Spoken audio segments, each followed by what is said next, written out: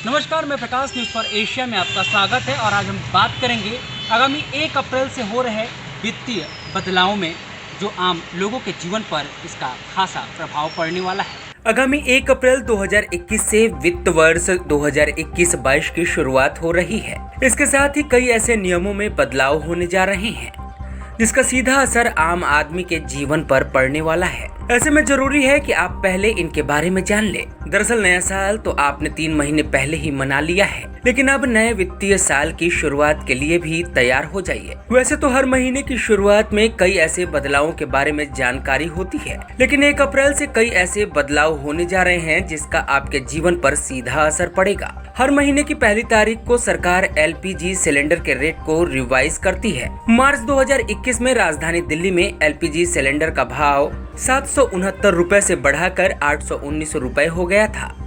चूँकि अंतर्राष्ट्रीय बाजार में कच्चे तेल में तेजी देखने को मिल रही है, इसलिए अब उम्मीद है कि 1 अप्रैल से LPG सिलेंडर के भाव एक बार फिर बढ़ सकते हैं।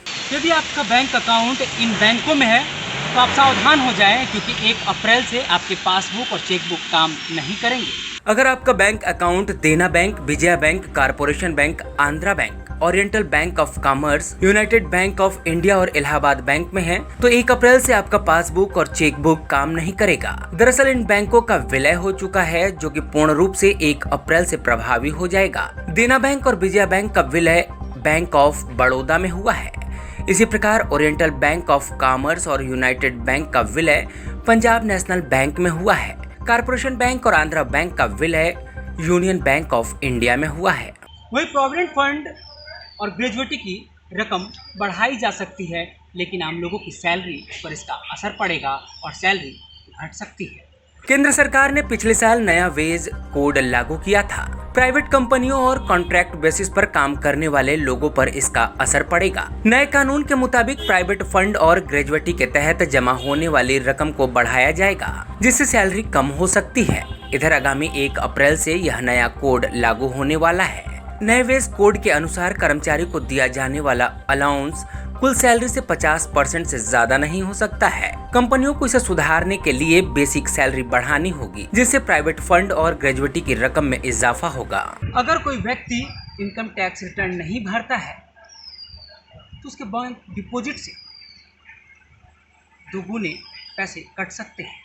1 अप्रैल से TDS को लेकर इनकम टैक्स का नियम बदल जाएगा। हालांकि इस बाबत बजट भाषण में वित्त मंत्री ने पहले ही ऐलान किया था कि अगर कोई व्यक्ति इनकम टैक्स रिटर्न नहीं फाइल करता है तो उसके बैंक डिपॉजिट पर TDS दर दोगुना हो जाएगा। इसका मतलब है कि अगर कोई व्यक्ति इनकम टैक्स स्लैब के दायरे में नहीं आता है तो उन्हें ज्यादा TDS देना पड़ सकता है।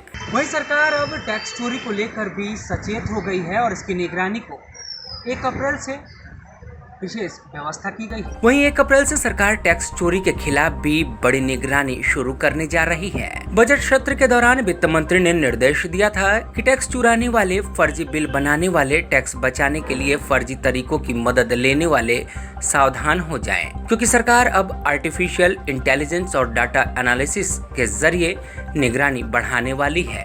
नया टैक्स नियम 1 अप्रैल से लागू होने जा रहा है, इसलिए टैक्स चोरी करने वालों को सावधान रहना होगा। ऐसे लोगों की हर गतिविधियों पर पैनी नजर रखी जाएगी। वही पेंशन फंड मैनेजरों को ग्राहकों से चार्ज वसूली की मंजूरी दे दी गई है, जिसे 1 तारीख से